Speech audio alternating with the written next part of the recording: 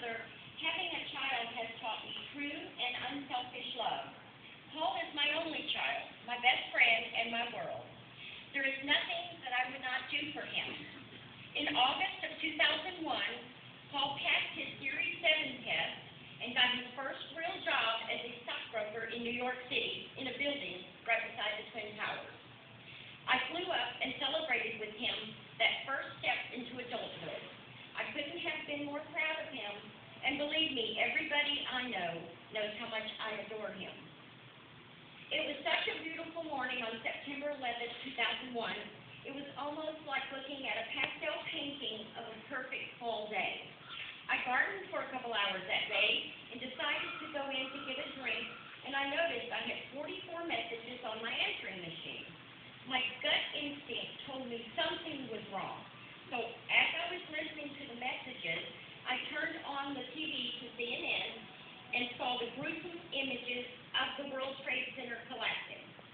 My mind went into a tizzy and disarray between the TV images of the buildings falling and the voices on the machine asking if Paul was okay, and not knowing if he was just made it all the more gut-wrenching to watch and wonder if he was alive. At 8:46 a.m., American Airlines Flight 11 crashed into the North World Trade Tower. And Paul's office faced the Twin Towers, and he saw innocent people's lives being lost in American history and culture change right before his eyes when the first tower was struck. Fight or flight instinct kicked in, and everybody in his building was trying to decipher what was really going on. Paul got everyone out, ran down 18 flights of stairs, making it to the outside where the mass of people were struck with confusion and shock. Paul ran toward the North Tower and immediately did his American civilian duty to help out all the people who were hit by the falling debris. Hearing the roaring and terrifying noise of an airplane 80 feet right above his head, at 9:03 a.m., United Airlines Flight 175 crashes into the South World Trade Center, and Paul finally understands the severity of the event. It was becoming a reality of much death and destruction.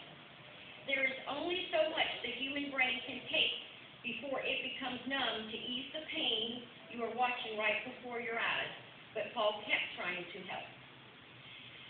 Paul is making his way to the North Tower when a fireman grabs his shoulders and tells him to run toward the bridge. Don't look back or stop for any reason because you will die. Paul ran with everybody else. At that moment, they were just not a group of people of different races, backgrounds, beliefs, but ran together as Americans to survive. The air was thick and full of despair, panic, and fear of not knowing what would happen next. Paul finally got through to me on his cell phone to tell me that he loved me, just in case he did not make it. He told me the smoke was unbearable, and the debris and bodies were falling from everywhere. At 9:50 a.m., the South Tower of the World Trade Center collapses. His cell phone died. I did not know if he was alive or dead. Paul was getting further away from the devastation, but turned to see the North Tower collapse at 10:29 a.m.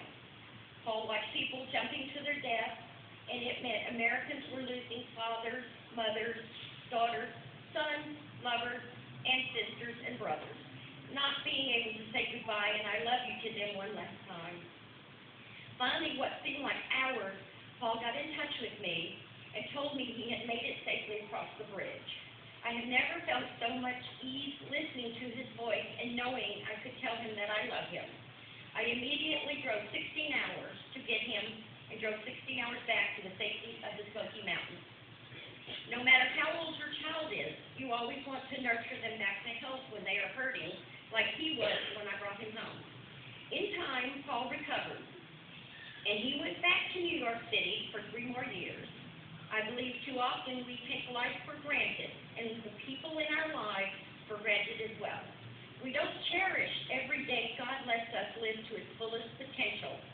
We don't tell our loved ones how much they impact us and how much we dearly love them. I am thankful that I am not one of those victims today who have to relive losing their loved one every year, and I still have Paul in my life. We can go on our annual mother and son ski trips to Colorado